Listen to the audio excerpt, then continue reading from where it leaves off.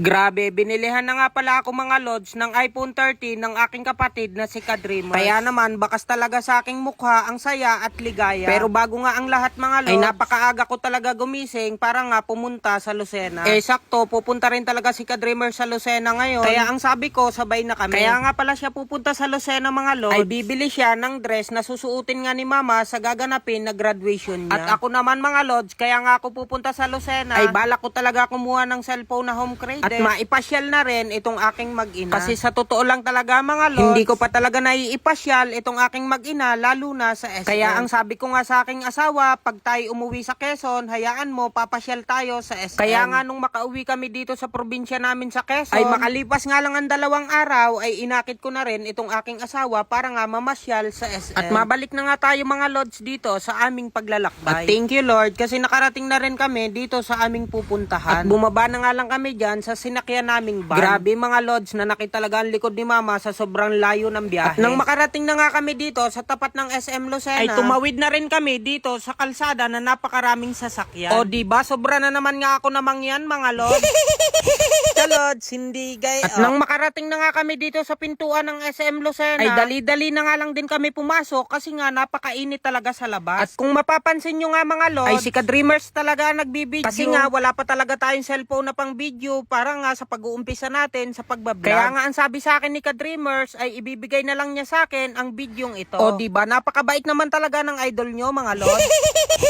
Lods, hindi gay. At nang makaakyat na nga kami dito sa second floor, ay dumiretso na rin kami dito sa Kenny Rogers. Kasi sa totoo lang talaga mga lods, ay napakalayo din talaga ng aming biniyahe. Kaya naman, sobrang gutom nga namin ng mga oras na yan. At nang makaupo na nga kami mga lods dito sa loob ng Kenny Rogers, ito naman si Kadreamers ay nag-order na ng aming mga kakainin. At maya-maya nga lang ay dumating na rin talaga itong aming order. Kaya naman, wala nang patumpik-tumpik pa mga lods, chibuga na. O diba mga lods, ganyan talaga ako pag nagugutom, dinadamihan ko na talaga itong kanin ko. At kung mapapansin nyo nga, ay sobra na rin nagutom si Kadreamers sa sobrang haba nga ng biyahe namin kanina. Kaya nga nagpatuloy lang kami sa pagkain dito para nga maalis ang gutom sa aming katawan. At pagkatapos nga namin kumain mga lods, ay dumiretso na rin kami dito sa Power Mac na bilihan nga ng mga cellphone. At pagkapasok nga namin dito sa loob ng bilihan ng cellphone, ay ang una naming tiningnan ay itong iPhone 15 Pro Max. At grabe, sobrang ako nagulat sa presyo niya, kaya naman sabi ko sa kapatid ko si Kadreamers ay mag-selfie na lang tayo. After nga namin mag-selfie, ay nag-apply na rin ako kay Home Credit. Sa kasamaang palad nga ay hindi ako nakapasa kasi nga first time lang. Kaya nga nagpalagay na lang kami dyan ng tempered glass ni mama sa kanyang cellphone. At habang kami nga ay nagpapalagay ng tempered glass ni mama, ay si Kadreamers naman ay biglang nawala. Ang akala ko nga ay nag-ihi lang siya, yun pala nag-withdraw na ng pera para nga i-cash na lang daw yung iPhone na nagustuhan ko. O diba mga lord, sobra naman talaga ako natuwa sa mga oras na yan. Kasi nga ang akala ko hindi na ako magkaka-cellphone sa mga oras na to. Yun pala ay sinusubukan na ako ni Kadreamers kanina pa kung gaano raw ako katatag sa pagkuha nga ng cellphone na hulugan. Pero dahil nga nakikita niya sa akin na gustong gusto ko mag-vlog, kaya naman hindi na siya nagdalawang isip na bilhin ng cash itong cellphone. Kaya ang akala ko talaga nung una ay pinaprank niya lang ako mga kaya lods. Ang sabi ko nga sa kanya ay ikaw na lang ang mag-open nitong cellphone. Pero ang sabi nga niya sa akin mga lods, para sa'yo yan kuya, basta galingan mo lang sa pagbablog. Kaya medyo naiyak na nga ako mga lods ng mga oras na yan nung binayaran na ni Kadreamers itong iPhone na nagustuhan ko. Hindi nga lang halata mga lods na naiiyak na ako ng mga oras na yan. Kasi nga baka makita ako nitong magagandang chicks, baka ang sabihin naman kalalaking tao ay iyakin.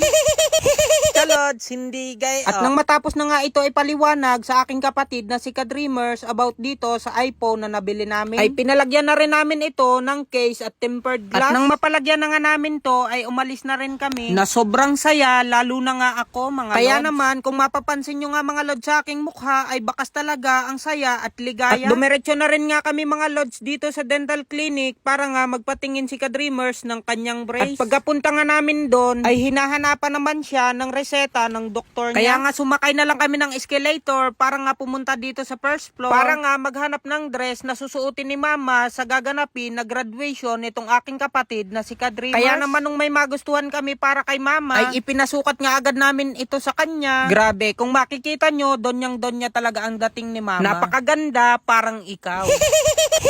Lods, hindi gay. At nang masukat na nga to ni Mama, ay pinicturan nga lang nitong aking kapatid na si Kadreamer. Kasi nga napakaganda raw, bagay na bagay kay Mama. Kaya nga napakarami kong dalang dress kasi ang lahat ng yan ay isinukat ni Mama. Kaya nga ipinasukat na rin ni Kadreamers itong isang klase ng dress. Kasi ang sabi niya, bagay din daw kay Mama. Nang makapili na nga kami, dali-dali na rin kami pumunta dito sa counter para nga bayaran itong aming pinamili.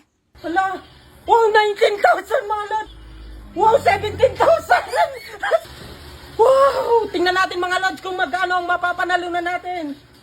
Ayan, wow, grabe mga lods, 87,000. Ngayon mga lods, ang dami nagtatanong sa akin kung anong araw ang pinagkakakitaan ko sa araw-araw. Ito nga pala ang PH Pasay. Napakadali nga lang mga lods kumita dito kay PH Pasay. Kaya kung nais nyo rin kumita, nasa comment section lang ang link para mag-register at mag-deposit. At after nga nun, maaari na kayong makapaglaro. Dito nga kay PH Pasay ay maraming laro na pwede mong pagkakitaan mga lods. Ang paborito ko nga palang laro dito ay Super Ace mga lods. Dito nga mga lods ay pwede ka tumaya ng piso hanggang 1,000. Ayan, pindutin nyo nga lang tong bet mga lods. Ngayon, tataya ako ng 100 pesos mga lods.